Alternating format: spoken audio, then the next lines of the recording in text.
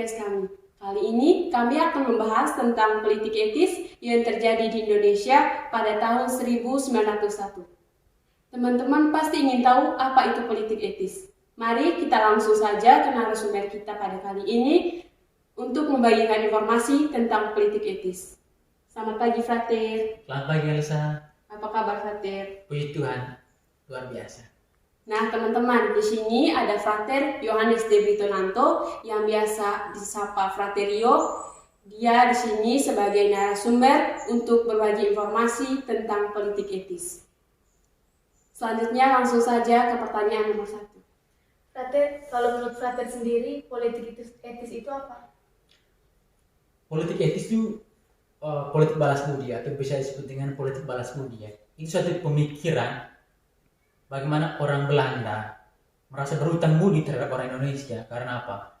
Orang Belanda telah mengeruk kekayaan orang Indonesia dan mereka meninggalkan penderitaan yang begitu besar bagi masyarakat Indonesia. Karena kesadaran seperti ini, maka orang Belanda berhutang budi terhadap kebaikan orang Indonesia. Karena kekayaan alam orang Indonesia diambil, dikeruk untuk kepentingan kolonial. Jadi politik etis adalah suatu pemikiran bagaimana tanggung jawab moral dari orang Belanda untuk membantu orang-orang Indonesia. Frater, kalau tujuan politik etis itu apa? Tujuan politik etis itu ada 3.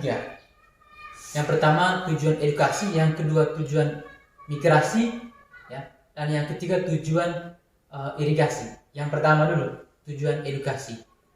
Dampak buruk terbesar dari penjajahan adalah menimbulkan kesengsaraan, kemelaratan, dan ada ketimpangan pengetahuan.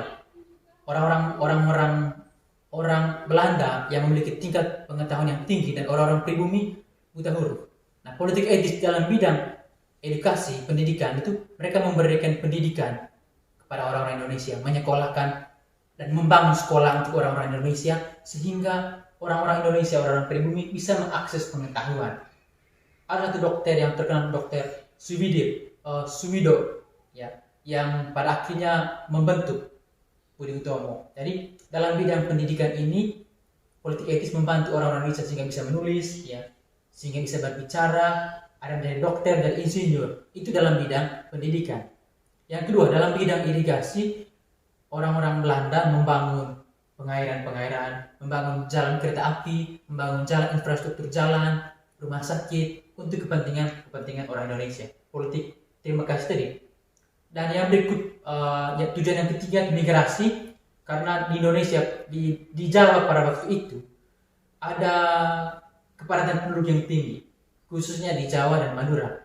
Dengan politik etis dalam bidang migrasi ini, jadi kolonial membuat suatu kebijakan untuk pemerataan penduduk sehingga banyak penduduk dari Jawa, dari Madura yang disebar di Kalimantan dan Sumatera sehingga ada pemerataan penduduk Indonesia. Jadi itu 3 tujuan politik etis. Terus Frater, mengapa politik etis itu bisa diberlakukan? Oke, memang kalau kita berbicara tentang latar belakang, kenapa diadakannya politik etis, memang pada waktu itu di Indonesia dikenal dengan kerja paksa ya, atau kultur stel, tanam paksa. Bagaimana orang Indonesia dipaksa untuk bekerja ya, seharian dengan makanan yang seadanya tanpa upah yang layak, dan banyak orang-orang Indonesia yang meninggal karena kerja paksa ini, dan juga banyak penderitaan lain.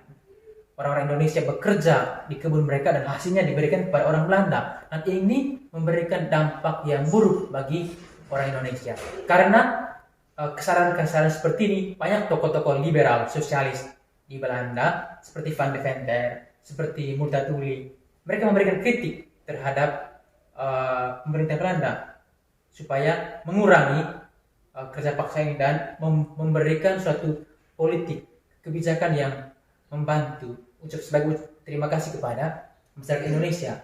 Ini yang melandasi politik etis tahun 1901. Frater, kita kan sudah tahu tentang definisi politik etis, dasar dari politik etis, terus mengapa politik etis diberlakukan. Kalau tokoh-tokoh yang ada dalam politik etis itu siapa saja?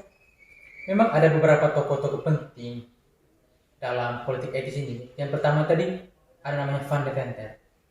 Van de Venter ini sangat terkenal karena dia yang membuat program tiga tujuan politik etis tadi.